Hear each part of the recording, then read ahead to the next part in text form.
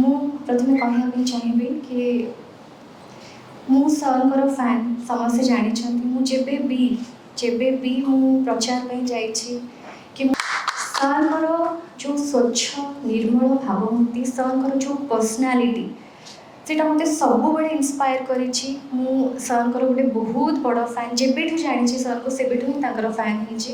ତାଙ୍କର ସବୁଠୁ ବଡ଼ କ୍ୱାଲିଟି, ସେ ବହୁତ ସିମ୍ପଲ୍ ମଣିଷ, ଆଉ କଥା କମ୍ କୁହନ୍ତି, କାମରେ ବେଶୀ।